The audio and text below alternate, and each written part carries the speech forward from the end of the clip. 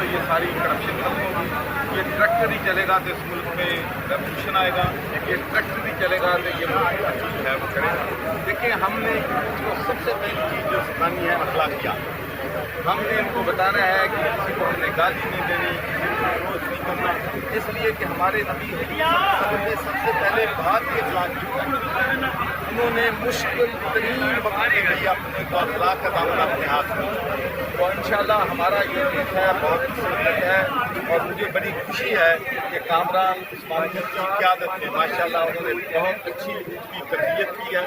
और जो आज मैंने डिसिप्लिन देखा है, जो आज मैंने नज़्म ज़ब्त देखा है, तो मुझे वो कायदे आज़म वाली बात याद आ गई है, यूनिटी फेथ डिसिप्लिन। तो मेरा ये नौजवान जिस दिन यूनिटी फेथ डिसिप्लिन कर देगा, से ये मुल्क आगे जाएगा।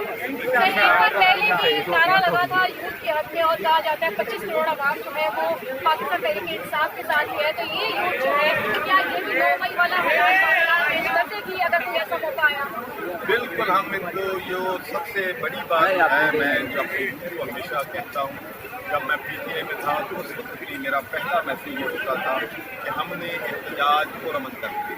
जितनी मर्जी भी मुश्किलात हों, जितनी मर्जी भी वायद जाती हो, जो भी हो, लेकिन हमने अपने सब्र का दामन जो है वो नहीं छोड़ना। और मैं अपने यूथ को और अपने बेटे को ये कहना चाहता हूँ, मैंने अपनी वालदा 3-4 दिन पहले बात की, इसलिए कि मेरी फैमिली सारी जो है कर रही थी कि मैं पाकिस्तान की सियासत छोड़, लेकिन मेरी माँ ने कहा कि बेटा उस मुल्क में जो बच्चे रहते हैं वो भी आपके बच्चों की तरह है।